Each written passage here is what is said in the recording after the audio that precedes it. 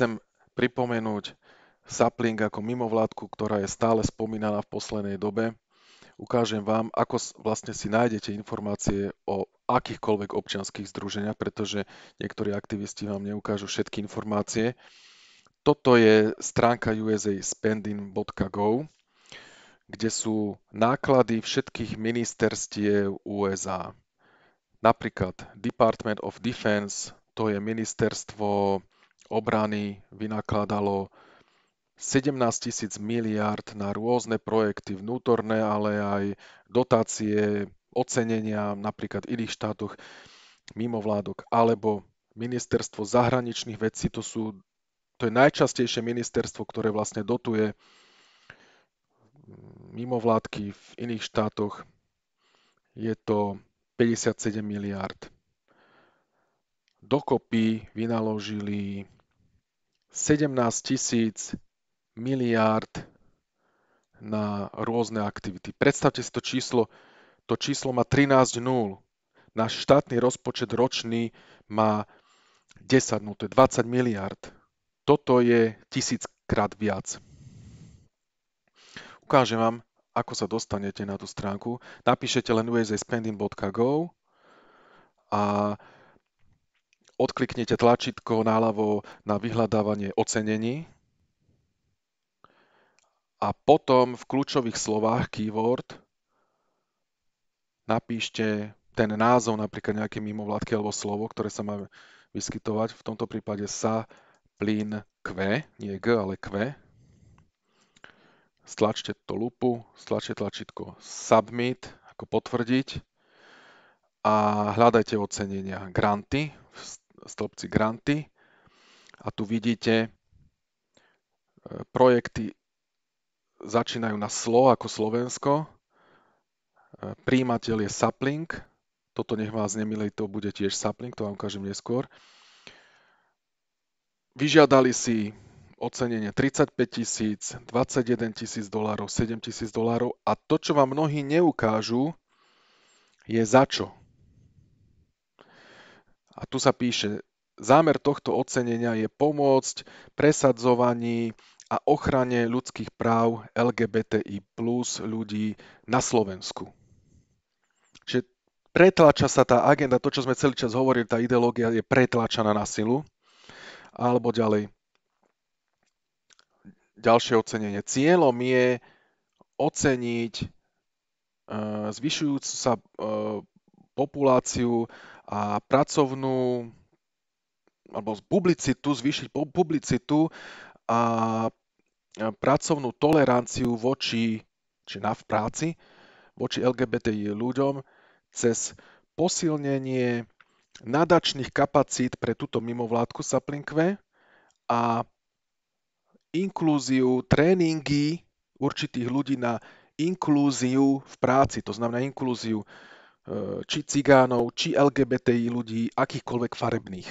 To je jedno, len nie Slovákov, takže cudzizákov. A potom ďalšie ocenenie je Košice Pride 2018. To vieme, vtedy bol Kuciak, to znamená, že vtedy sa všetko ako keby vybuchlo. Sapling Q je slovenská NGO, v preklade znamená občianske združenie po anglicky NGO, s cieľom rozvinúť určité líderstvo, vodcovstvo v LGBT a v LGBT mladých komunitách. Takže vidíte, to je celé riadené.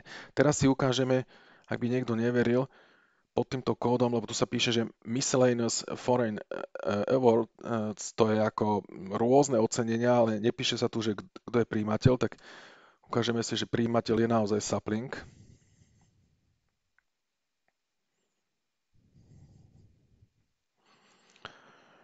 Takže Viničná 36 je prijímateľ Zlaté Moravce Slovensko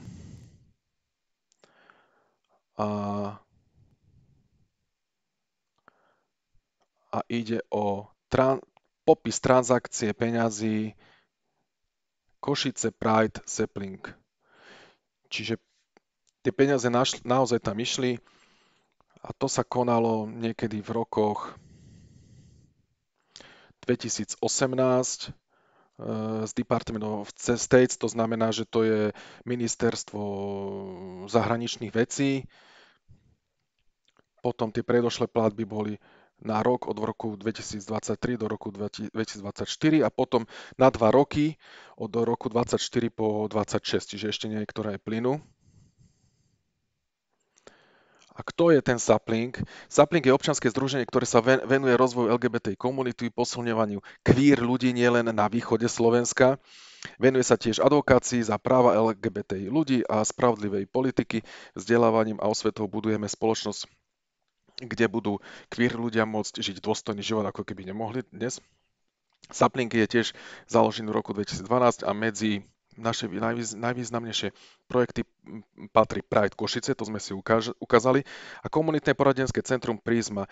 Dlhodobo tiež vzdelávame mladých ľudí a špeciálne aktivity aktivistov za práva LGBT ľudí. Vedeme kampane s cieľom citlivovať, čiže áno, aby boli sme úplne citliví na kadejaké nezmysly voči realite queer ľudí na Slovensku a ako keby sme vytvárali dojem, že niekto niekomu niečo zakazuje.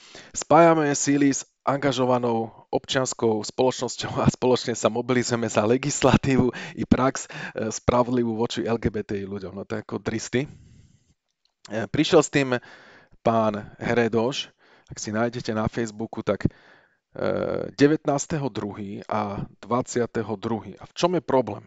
Problém je v tom, že 19.2. bola ešte schôdza Slovenskej republiky vlády, kedy mohlo potenciálne to, čo sa hovorilo v Infovojne a Smeráci sa ďakovali pánovi Heredošovi a republike, že ešte snáď by sa dalo niečo zastaviť v prípade platieb, tak nedalo by sa, lebo som si preštudoval zmluvu. Tak dátum zverejnenia zmluvy na centrálnom registri zmluv bola 18.2. a právna účinnosť tejto zmluvy bola 19.2. A od 19.2., to znamená, že odtedy, keď sa viedla vláda Slovenskej republiky zasadnutie, tak nebolo možné už zrušiť a zmeniť absolútne nič. Pretože tak je postavená zmluva, je možné len kozmeticky niečo upraviť. Čiže s tým, čo prišiel pán Heredo, že on každý deň vlastne pozerá zmluvy, už 18. februára, keby s tým prišiel, už by sa s tým dalo niečo robiť, 19. a 20. vôbec nie, určite nie. Takto vyzerá tá zmluva. Právne je to podchytené z EÚ, s článkami z rôznych nariadení, podporuje túto mimovládku Európsky zbor Solidarity, Národný inštitút vzdelávania a mládeže. Tu vidíte, o čo ide. Ide o celkom dosť veľkú sumu, okolo 123 000 eur.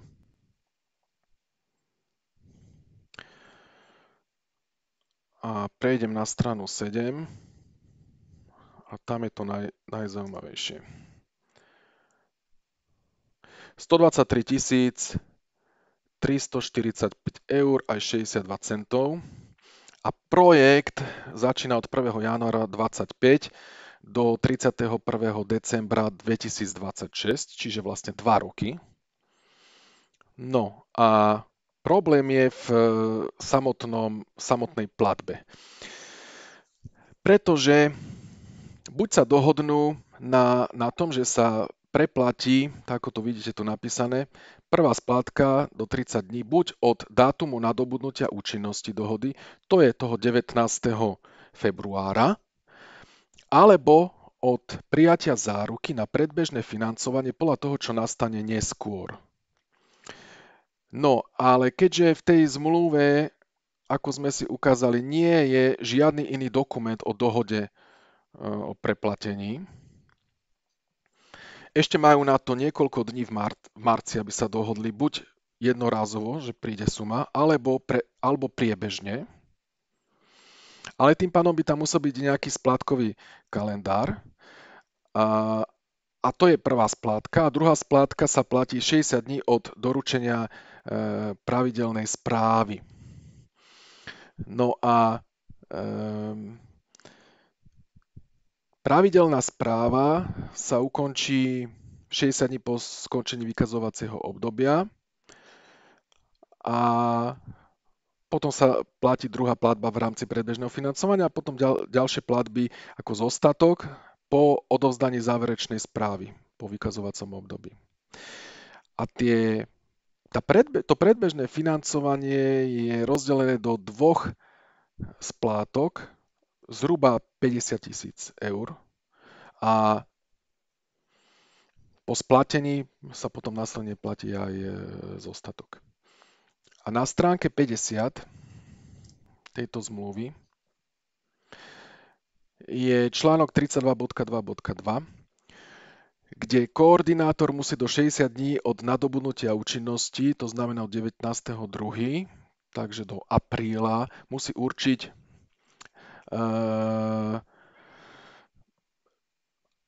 poslať správu na rozdelenie týchto platieb. Takže to sa ešte nedialo, ale nie je možné podľa tejto zmluvy ustúpiť od platby.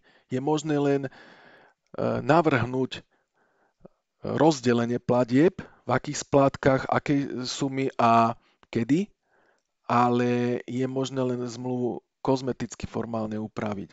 Aj možno obsahovú stránku tých správ a cieľ, ale platby nie je možné zastaviť.